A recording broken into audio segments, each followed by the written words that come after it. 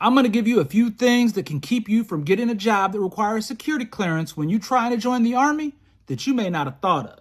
The first one is bad credit. If you got some jacked up credit, you owe a bunch of people money, you got stuff in collections, you can cancel Christmas on getting a job that requires a security clearance. Now, you may be saying, how are they going to find out?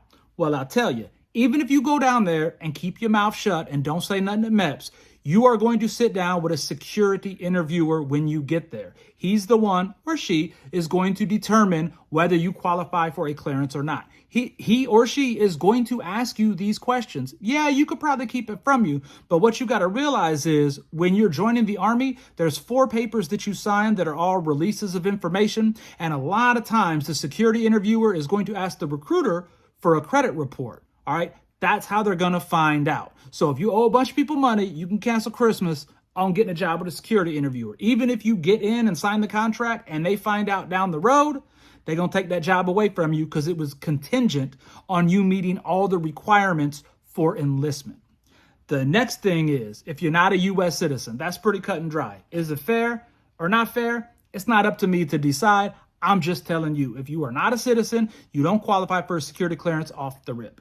The next thing, too many speeding tickets. If you have a bunch of speeding tickets, you may not qualify for a security clearance. All right, I put in a kid at one time that was 20 years old that had 33 tickets. Now, security clearance aside, we had to do what's called a suitability review, which is similar to a waiver just for that kid to join the Army, let alone to get a security clearance. All right, and I'm going to touch on one more thing. If you have been in some kind of trouble and they told you your record was expunged, hey, that dog does not hunt. What you have to realize is when you are joining the Army, we do your fingerprints. Your fingerprints go through the FBI. We see everything. If I had $1 for every kid that said they ain't have nothing and their prints came back with something, I would have quite a few dollars in my pocket. What you have to realize is when you're talking about law violations, the Army has a rule which is basically regardless of disposition. Let's say you get arrested for petty theft, stealing something for under $300, right?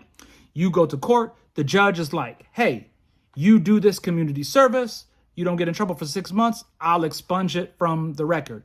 Once you say yes, you are guilty in the eyes of the Army. You took what's called the deal or quid pro quo, this for that. If you take the deal in the eyes of the Army, you are on the hook for the whole charge. And that's not just misdemeanors with a security clearance. That's, let's say you did, it was a felony, right? And you took a deal to get it down to a misdemeanor. You come talk to the recruiter and say, oh, I got a misdemeanor. Come to find out it's a felony. Like I said, if you took the deal, you are disqualified. There's no, you can't join. They may have changed it, but when I was recruiting, you could not join with a felony.